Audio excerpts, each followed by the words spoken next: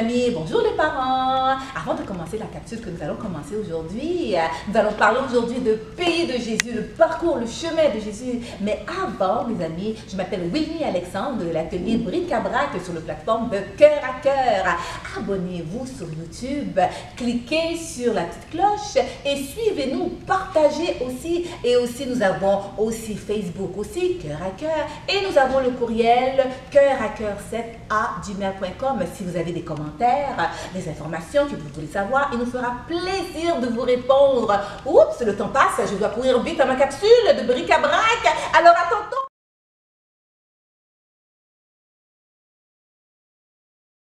Bonjour, bonjour, bonjour les amis, bonjour les parents, bienvenue dans mon atelier Bric-à-Brac. Mais spécialement aujourd'hui, nous sommes à la coopérative Le Chez Nous, du communautaire des Moulins Mascouche. Alors aujourd'hui, j'ai une bonne surprise pour vous en fait les amis. J'ai mon fils Kensley. Bonjour les amis. Bonjour Kensley. Kensley, aujourd'hui on a une surprise pour les amis, pas vrai? Oui. Alors de quoi on va parler aujourd'hui? Alors aujourd'hui, nous allons parler du pays de Jésus. Aujourd'hui, le pays de Jésus, on va parler des chemins, du chemin qu'il a fait de sa naissance jusqu'à sa mort. Ah, c'est très intéressant ça, les amis, très intéressant. Parce que quand on parle de pays, hein, on parle de la grandeur, on parle que c'est grand, puisque Jésus, lui, il a marché beaucoup. Oh, il a dû avoir mal aux pieds. Sûrement. Ben non, il marchait à Dodan. Oh, à Dodan. C'est quoi les amis à Dodan? C'est quoi à Dodan, par exemple, Ben, il marchait avec un âne. C'est sur un âne. Ah, sur un âne. Ah, c'est bien dit. Alors, allons voir qu'est-ce qui se passait dans ce pays, de beau pays de Jésus. Alors, tout d'abord, son premier chemin a été, ça a été à Bethléem, sa naissance, dans une étable. Mais attends une minute, Kensley. Mais tout d'abord, savez-vous que Jésus, d'où il est né, d'où il vient? Mais comment il peut avoir été né à l'étable? Qu'est-ce qui s'est passé? De qui il est né?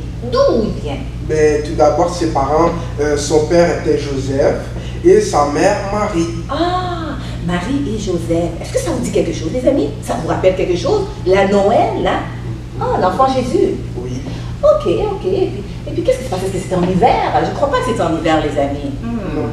Il faisait chaud. Il faisait très chaud. Oui. Oh, et qu'est-ce qu'il y avait dans l'étable? Il y avait de la paille, des animaux, un bœuf et un âne. Alors, il ne faisait pas froid, c'était pas l'hiver, mais il y avait de quoi pour se réchauffer, les amis. Oh, alors c'est très bon ça. Et de quoi il se nourrissait en fait? Ben, de lait. Ah, de lait puisqu'il était entouré des animaux. Ah, ben c'est bien ça. Alors c'était une bonne venue, une bonne, très belle venue, une très bonne descente, je veux dire, du ciel à la terre, dans une étable, au chaud, avec les animaux, entouré de ses parents. Oui. Ah, c'est bien ça. Donc c'est le début de son commencement, de son parcours en fait, sur la terre. Ok, c'est bien. Et Kensley, donc il a grandi, il est un enfant, il joue. Il joue au ballon, sûrement qu'il a joué au ballon. Oui, c'est sûr.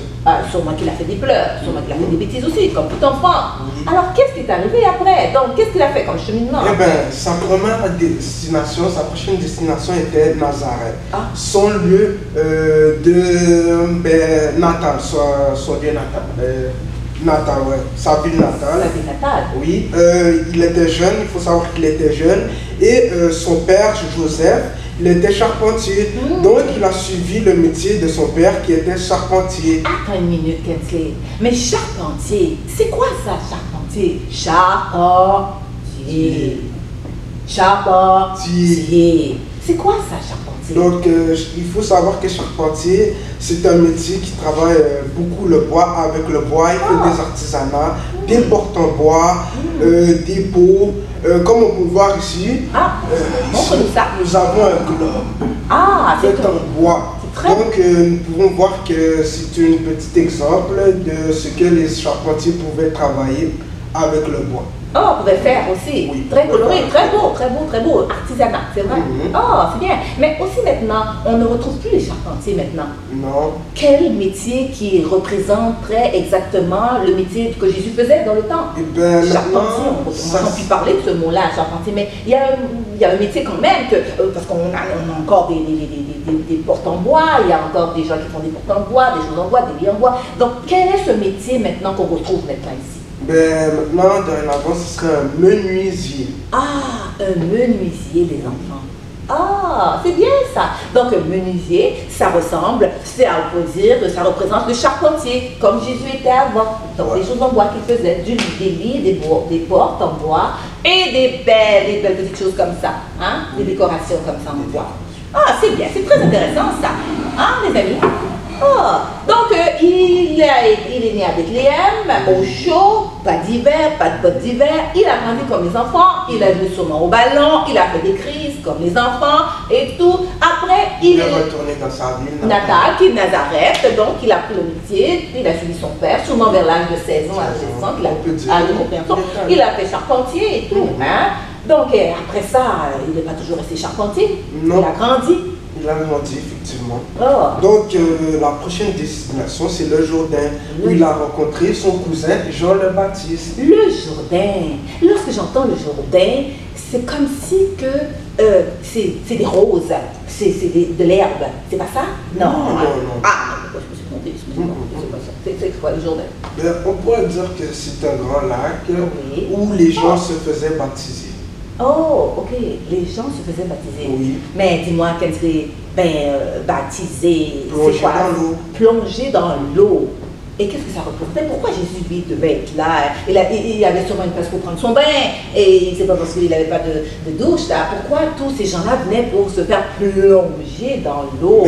C'est bizarre, hein? Les gens, effectivement, venaient pour se faire plonger dans l'eau pour montrer, c'était une façon de montrer qu'on ne veut plus on ne peut plus vivre dans les mauvaises choses, effectivement. Okay. Et aussi, c'était pour dire, une façon de dire qu'on voulait suivre Dieu. Ah, bon, c'est un signe, un symbole, mais c'est très bien ça. Hein? Et puis Jésus, lui, il était l'exemple vraiment, quand il s'est fait plonger par son cousin Jean le Baptiste, il était l'exemple exemplaire pour tous ceux qui venaient aussi, et celles qui venaient après lui pour se faire plonger. Oui. Ah, donc c'est bien. Mais à l'âge de quel âge à peu près, là? Parce que là, 16 ans, il était charpentier, on peut dire 16, 17, 20 ans, il était charpentier, et après... On va dire dans la trentaine, dans les environs de la trentaine. Oh, peut-être à 30 ans, il a commencé. Oui. Mais attends, avant ça aussi, je veux dire quand il fait plonger, mais il y a quelque chose de spécial, Kensley. Parce que ça veut dire quelque chose qui commence pour lui. Quand on se fait plonger dans l'eau, là, du baptême, il y a quelque chose qui commence. Qu'est-ce que ça veut dire aussi? On grandit, on mature, on devient, oui, mais grandir pas physiquement, mais on grandit, on commence à prendre le chemin avec le Seigneur Jésus, hein? On aime Jésus, on veut suivre Jésus, mais il y a quelque chose après. Qu'est-ce qui est arrivé avec Jésus, lui? Qu'est-ce qu'il a fait après, quand il a fini de se faire plonger? La prochaine destination, c'est à Galilée, plus précisément proche du lac de Tibériade. Donc, cependant, il a trouvé... Oh, attends une minute, Kensley. Donc, il s'est rendu à Galilée. Toujours à dos d'âne, parce qu'il n'y avait pas de voiture. Donc il a marché. C'est un grand voyageur ce Jésus-là. Il a beaucoup marché. Parce que si on regarde ici, de Galilée, de Nazareth, de Bethléem, retourner à Nazareth, de Nazareth à Galilée, donc c'est quand même des chemins. Si on sort de Laval, on va à Montréal, on va de Montréal, on va à Longueuil. Donc comment on peut faire ça? À dos d'âne, il n'y avait pas de voiture dans ce temps-là, les amis. Oh, c'était vraiment un grand parcours pour Jésus. Les pieds doivent chauffer dans les sandales. Alors il était à Galilée. Donc, à Galilée, proche du lac de Tibériade, il a trouvé deux frères, André et Simon. C'était deux pêcheurs. Ouais. Donc, quand on dit pêcheur, on ne dit pas pêcher, on ne parle pas de ça, hein? On dit pêcheur, pas pêcher. Non. On dit pêcheur. Pêcheurs. Pêcheur de quoi? Des pêcheurs de poissons. Ils pêchaient beaucoup de poissons. Et c'est ça qui est arrivé, vu qu'à Galilée, l'activité avant qui était la plus connue là-bas, c'était la pêche. Donc c'est ça qui s'est passé. Oui. Alors c'était l'activité principale de la ville, de la région, la pêche. Oh, ok. Donc qu'est-ce qui s'est passé là-bas? Donc il s'est rendu là-bas, il voulait manger. Qu'est-ce qu'il voulait faire là-bas sur la rive? Sur la rive, il se promenait comme ça. Il se promenait et il a demandé à Pierre et Simon et André de lui donner un peu de poisson, mais ils n'ont pas trouvé de poisson dans le lac. Donc, attends une minute. Donc, ces gens-là, donc Simon et André, lorsque Jésus leur a demandé, donnez-moi un peu, est-ce que vous avez quelque chose à manger? Eux, ils ont dit, ben, toute la nuit, ils ont pêché, ils n'ont rien trouvé. C'était bizarre, pourtant c'était l'activité principale. Peut-être qu'il a trop plu, peut-être qu'il y avait trop de soleil. On ne sait pas. Mais il y a quelque chose, Jésus est là. Donc, quand Jésus est là, il y a des miracles. Et quand Jésus est là, tout se passe en bien. Alors, qu'est-ce qui est arrivé il ne pouvait pas donner du poisson à Jésus? Donc, Jésus leur a donné un petit conseil. Et le conseil était de jeter le filet à droite dans l'eau. Dans l'eau. Le filet de quoi? Quand on entend filet, ça fait filet. Le filet, les pêcheurs avaient quoi, eux? C'est ça? Ils avaient des filets, un grand filet pour pêcher les poissons. Pour ramasser les poissons. Oui. Okay. Tandis que nous, maintenant, on a les cannes. Des cannes-sons, comment on appelle ça? Des arçons, des pêches. Des cannes à pêche. Mais eux, dans ce temps-là aussi, ils avaient des grands filets pour ramasser le surplus de poissons. Oh, c'est bien, ça, c'est bien. Ok, et qu'est-ce qui est arrivé? Finalement, ils ont trouvé du poisson. Ah, ils ont trouvé alors Jésus a pu... Jésus a pu le miracle. C'est bien ça. Ah, donc il était à Bethléem, il est retourné dans sa ville natale à Nazareth, et puis il est allé en Galilée. Et puis là, qu'est-ce qui s'est passé après la suite? Donc, eh bien, il faut savoir que Pierre et André sont devenus les disciples de Jésus. Eh bien, le mot disciple, c'est quoi disciple? Disciple, les amis, c'est quelqu'un qui suit un enseignement de maître, ou principalement comme un professeur. Le disciple est formé par le maître, par un professeur. Donc, il suit tous les enseignements, l'information et les enseignements que le professeur lui donne. Comme ces disciples-là, c'est pour ça qu'on les appelle les disciples. Donc, ils ont suivi Jésus, le parcours de Jésus. Après, ils sont devenus amis de Jésus. Oui, c'est ça.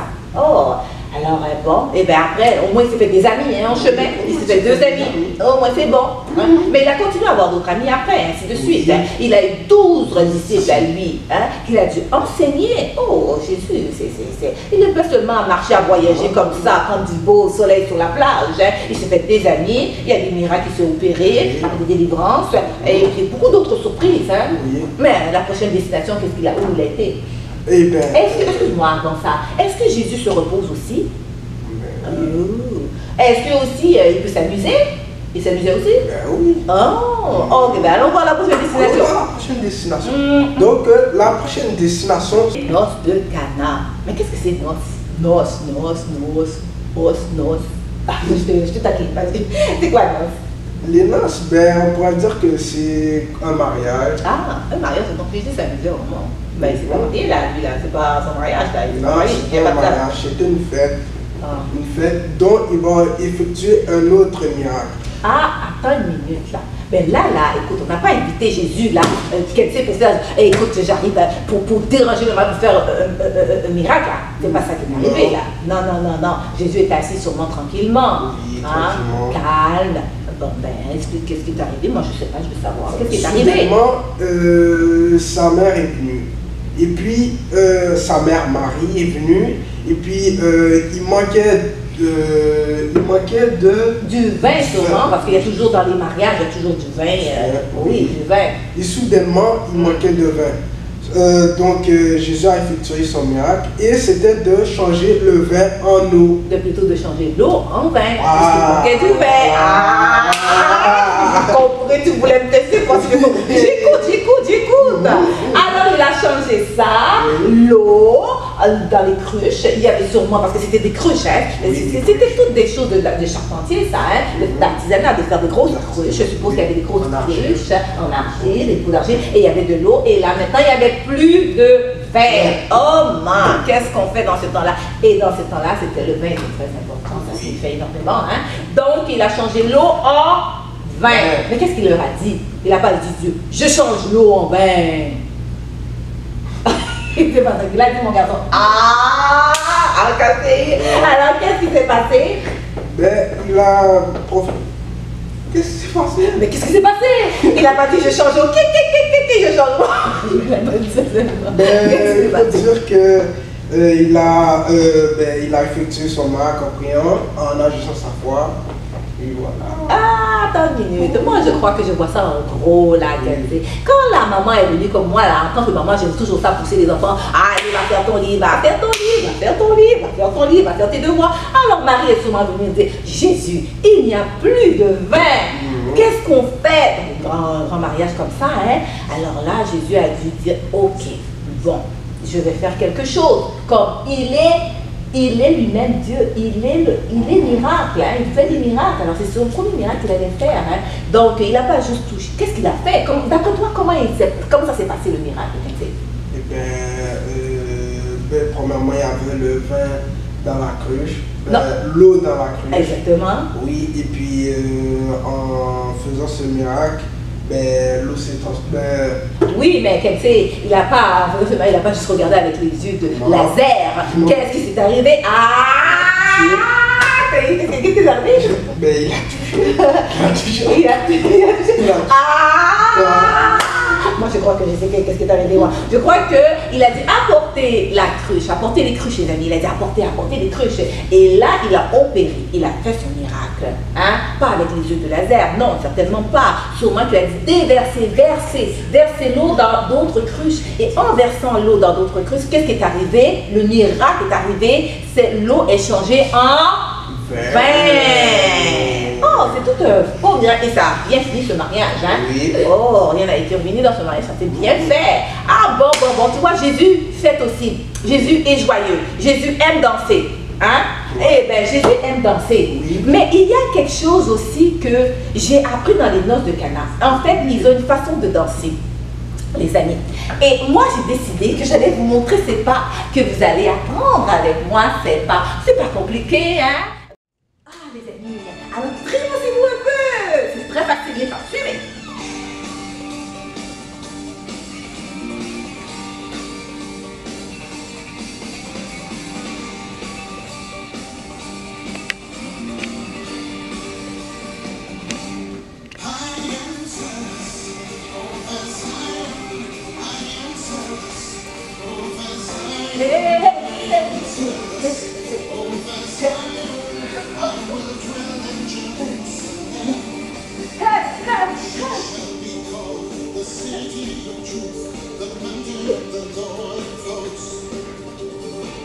Et voilà les enfants! Quel exercice! Ah, bon, quelle danse, hein? C'était toute une noce de Cana, un mariage. Et après, là, quand il a fini de cette festivité, C'est passé, maintenant il est allé à Jéricho. Ah, Jéricho. Cependant, à Jéricho, il y avait une grande foule qui l'attendait. Oui. Et parmi cette foule-là, il y avait un homme de petite taille. Ah. Un homme de petite taille nommé Zachée. C'était Ben, je sais pas, dans quel métier, qu'est-ce qu'il faisait? C'était quoi son métier? C'était un collecteur? Un collecteur d'impôts, oui. Ah, bon. Mais il ne faisait pas correctement ses impôts. Il volait les pauvres. Ah, oh, ouais, Il volait les pauvres et il travaillait avec les Romains. Oh, bon, mais là, on sait que les Romains représentaient vraiment la police, vraiment une grande quantité, une grande puissance. C'est comme les polices ici, là. Donc, les Romains représentaient dans ce temps-là la police, la gendarmerie dans le temps de Jésus. Donc, c'était très sévère, les amis. Oh, wow! Alors, Zachée, donc, il était de petite taille. Donc, qu'est-ce qui est arrivé là? Jésus est allé là-bas? Oui, il était de petite taille. Donc, il décida de grimper sur un arbre. Pour faire quoi? Pour voir Jésus. Ah, c'est cute, c'est mignon. Hein? Sûrement j'imagine, il y avait sûrement la foule. Et la pauvre, lui, il ne pouvait pas voir. Donc, il voulait absolument voir Jésus, qu'il avait entendu parler de Jésus. Oh, mais Jésus, là, il était attendu de partout. Hein? Ah! Eh bien, qu'est-ce que Jésus lui a dit? Qu'est-ce qui est arrivé? Est-ce qu'il a pu voir Jésus? Qu'est-ce qui est arrivé à Zachée? Cependant, Jésus a dit, Zachée, descends vite. Oh. Aujourd'hui, je veux aller dans ta maison. Ah, et bien c'est une bonne. Malgré qu'il était un voleur, hein, Parce qu'on sait que la foule, la ville savait qu'il était un voleur. Il volait les pauvres dans les impôts. Les impôts, c'est quoi? C'est tout ce qu'on a travaillé pendant toute l'année, les amis, tout ce que vos parents ont fait, l'argent qu'ils ont fait, et après, on enlève. Donc, Zaché leur enlevait cette partie d'argent dans tout ce qu'il récolte. Il en prenait plus que ce qu'il devait prendre. Donc, c'est pour ça qu'on l'appelait voleur. Oh, on l'a jugé. Mais on ne lui a pas lancé des pierres, mais on l'a jugé. Donc, Jésus, lui, il n'a pas pensé, il a dit quand même... en fait, Jésus est venu dans sa maison. Dans sa maison. En fait, Jésus, là, son but, tous ces voyages qu'il a fait, c'est pour sauver les gens, c'est pour délivrer. Hein. Il n'est pas venu pour nous condamner, pour nous dire que nous sommes pécheurs. Au contraire, il est venu pour nous pardonner, pour délivrer, pour faire des miracles. Hein. Oh, donc, Zaché, Jésus est venu chez Zaché.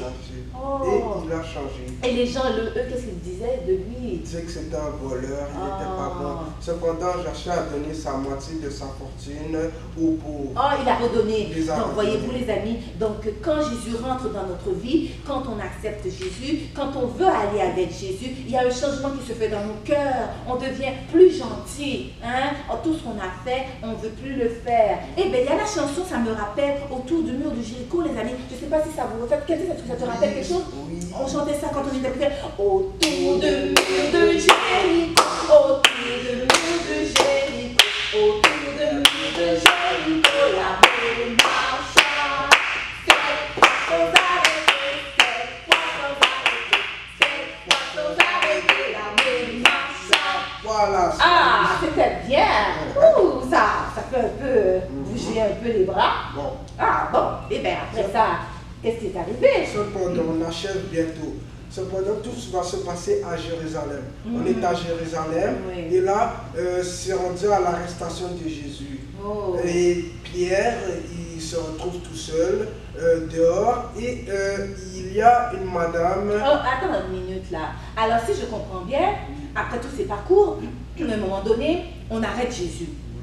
On arrête Jésus pourquoi? On arrête Jésus parce qu'on croit que c'est un malfaiteur qui dit des paroles blasphématrices. Oh, des paroles blasphématrices de Jésus, de la parole de Dieu en fait. Ok, donc on le juge, on le met à la cour, il est en train de passer à la cour, et là il y a Pierre qui l'attend dehors en fait. Mais qu'est-ce qui arrive à ce moment-ci là? Pierre, on sait que Pierre, attention, Pierre là, qui dit Simon-Pierre, que Jésus a appelé Pierre, mais c'est Simon-Pierre, c'est le premier pêcheur que Jésus a dans la pêche sur le Tibéria. Donc Pierre, c'est un de ses disciples, c'est un des disciples de Jésus. Donc qu'est-ce qui arrive à ce moment-ci? Pierre... il va se trouver une madame devant lui qui va lui dire « Hé, c'est pas toi qui étais avec cet homme. » Ah, non. Cependant, il va trouver un homme cette fois qui va dire « Mais oui, c'est toi qui étais avec cet homme. » Je ne le connais pas. Ah, il va avoir une troisième femme qui va lui dire « Mais oui, c'est toi. » Je vous le dis, je ne connais pas cet homme. Alors, le coq va chanter « Cocorico !» Voilà. Eh bien, c'est ça qui est arrivé. Cependant, on est encore à Jérusalem. Maintenant, c'est la mort de Jésus. Oh, la mort de Jésus sur la croix. On est à la croix. Cloué à la croix. Cependant, il y aura deux voleurs à côté de lui. Un à droite et un à gauche. Cependant, celui de gauche, il était très humble. Il va demander... De droite, tu veux dire? De droite. Je crois que c'est de droite. Oui, de droite. Ah, bon. De droit, il va dire... Celui de droite va dire... souviens-toi de moi. Ah, voilà. Malgré qu'il était à la croix, malgré qu'il était voleur, qu'il était tueur, ben, il s'est rappelé que Jésus, c'est vraiment, il est le roi des rois. Et l'autre... Cependant, celui de gauche, il avait un cœur méchant. Il avait toujours son cœur méchant. Il est resté comme ça, avec son... Bon, ok. Donc, on a crucifié Jésus. Mais à après, Jérusalem. Mais il y a une bonne nouvelle après. Qu'est-ce qui est arrivé? C'est passé la résurrection. Waouh! La vie! Jésus est vivant. Ah, eh Eh bien, tu vois, Jésus est sorti du tombeau, il a vécu tout ce passage, il l'a fait, les amis. Et en fait, tout cela, après, pour nous dire que Jésus, il est le roi des rois et c'est lui qui guérit, c'est lui qui délivre, celui qui vit. Et voilà, les amis, j'aimerais faire cette petite prière avec vous. Hein. Alors, comme que vous avez tout entendu le parcours de Jésus, on peut dire, Jésus, viens dans mon cœur, s'il te plaît. Je t'aime. Viens à moi, Seigneur Jésus. Viens, habite dans mon cœur. Je veux te suivre. Amen. Oh, eh bien, bric-à-brac, je vous dis merci pour cette émission de bric-à-brac. Aujourd'hui, nous étions, comme je vous dis, à la coopérative Le Chemin, chez nous, du communautaire des Moulins à Mascouche. Partagez, partagez, partagez, partagez sur YouTube, partagez sur Facebook, Cœur à Cœur. Et le courriel de Cœur à Cœur, c'est cœur à cœur 7 à gmail.com. Alors, c'est cœur à cœur 7 à gmail.com, à commercial gmail.com. Et vous avez YouTube, vous pouvez partager sur Facebook, partagez, partagez. Alors, je vous embrasse, les amis. Je vous embrasse et je vous embrasse. On se dit à la prochaine. À la prochaine.